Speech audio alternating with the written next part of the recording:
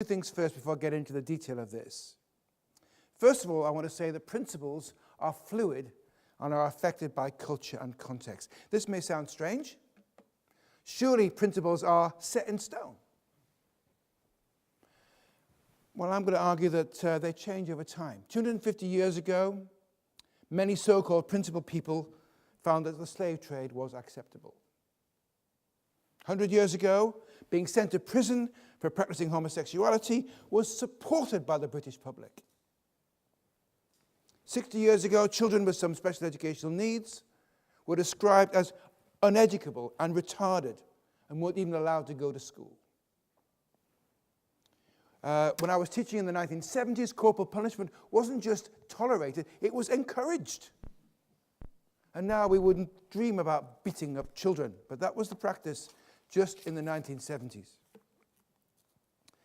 And as has been shown starkly in court cases in Rotherham, Rochdale and elsewhere, not that long ago, 14 and 15-year-old girls who had sex with much older men were seen to have made some kind of lifestyle choice. Now we know rightly that they are children and are a victim of abuse. So I'm arguing here that things change over time. And of course, when you start looking at international contexts, it's also really complicated. So what's right and wrong, what's acceptable and not acceptable, changes according to context and time.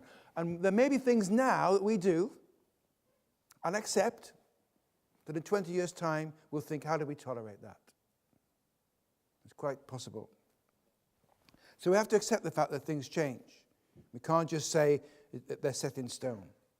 But secondly, I think I'm saying a clear set of principles and values is not enough. We need to be both principled and effective. To be honest, I think ethical behavior is essential, but some of the most ineffective head teachers I've ever seen have been, in my view, quite principled. So it's about being ethical and principled. And I've got a graph here that's going to explain what I'm getting at here. So you can imagine someone who's both ineffective and unethical. That would be dishonest and hapless. So that might be Del Boy or the early Blackadder.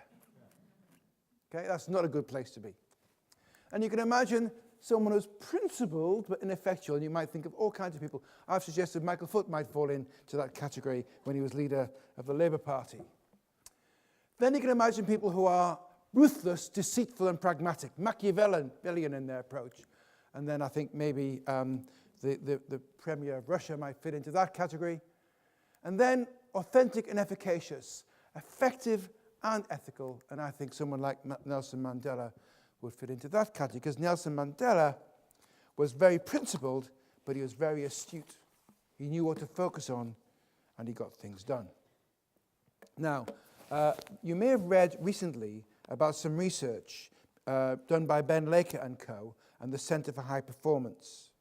And this was published a few months ago, but there's been a new article that came out a couple of weeks ago. It's very interesting research, and it picks up some of the themes that David has been talking about. They asked themselves two questions. They looked at 160 secondary academies in England. They asked two questions. What do head teachers do to bring about rapid school improvement? And what happens in an improving school after the departure of the head teacher? And they came up with 5 different types of leader. And I'm going to talk about 3 of them. The first type of leader they talked about, based on their study, they called the philosophers. Now, the philosophers are really principled leaders. Teachers are very excited when the philosopher first arrives. He or she tells them that how important their work is, how much value they add to society. They start going on trips to observe other teachers, and they invite teachers into their own school to see their practice. But fundamentally, nothing changes. Behavior is still bad, parents are still not on board, and children don't make the progress that they ought to be making. And when asked why performance hasn't improved, the philosopher says these things take time. Teaching is an art. It can't be transformed overnight. And in essence, what the research was saying is these are principled but ineffective leaders. Then the other kind of leader that they came up with in their research, they called surgeons. These are the superheads. These surgeons typically take tough action, but don't stick around long. They could be ruthless in the way they dealt with staff. They exclude students in order to maximize exam results.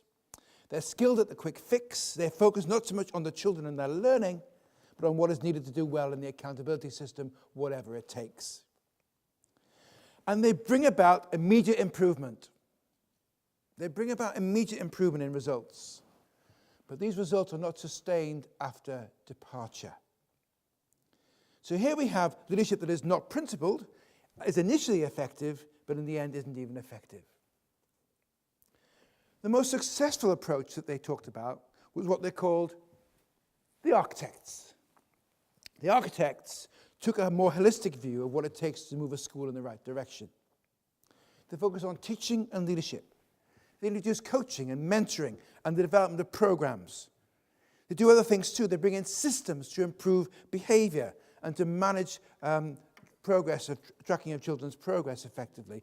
They collaborate with other organizations and they build sustainable solutions.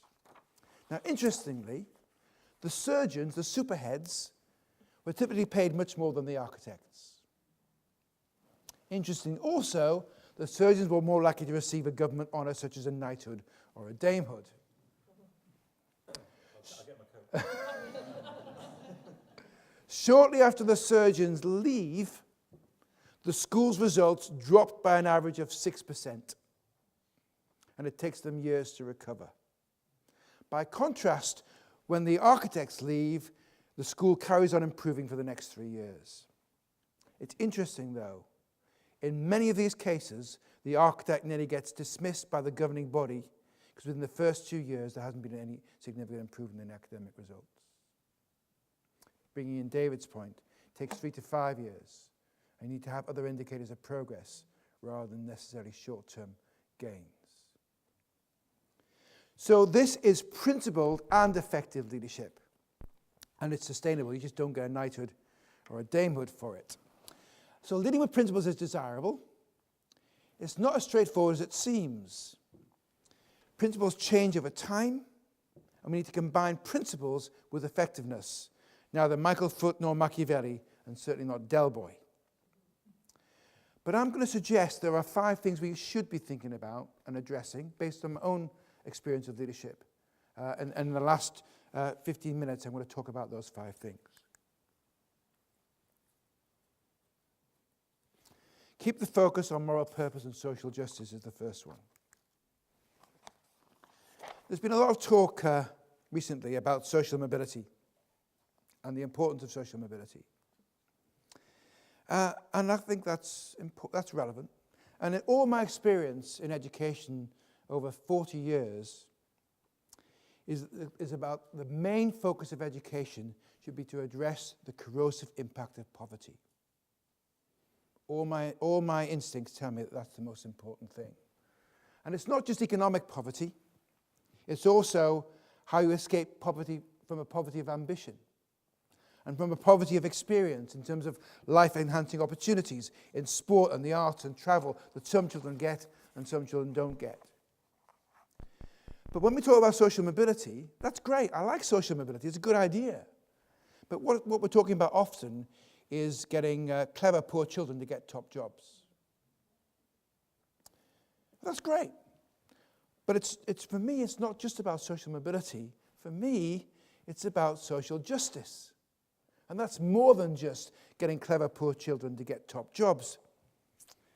In a socially just society, all children, whether rich or poor, whether or not they are gifted, and whether or not their parents push them forward, get a fair chance to learn and to thrive.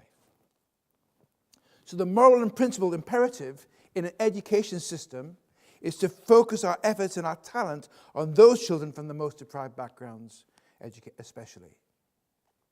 And in spite of much progress over the years, in spite of the education improvement grant, and in spite of various funding to support deprivation, in spite of NLEs and maths, I still think we haven't got this right yet.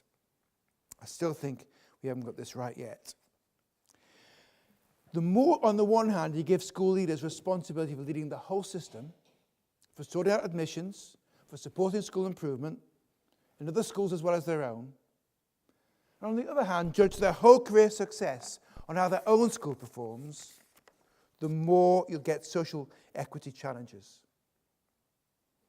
Who under a school-led system picks up responsibility for every child across that system? Who has that lead role for social equity? It's a matter of fact that compared to other countries, England does not have a high equity education system. England's problem is not the attainment of the more able children. They do pretty well against international comparators. The problem is the long tail of low attainment, mainly from those who are from deprived backgrounds. The moral and principled imperative is to focus our efforts on our best talent, on those children especially. But the current funding arrangements and the accountability incentives don't do enough to shift the school-led system towards that focus and that priority, in my view. Too many children and young people are still falling through the cracks. And if we were to address this properly together, it will require a huge amount of selflessness, generosity, and collective moral purpose across our schools. It will require principled leadership in challenging times. And I know this is something that David feels strongly about as well.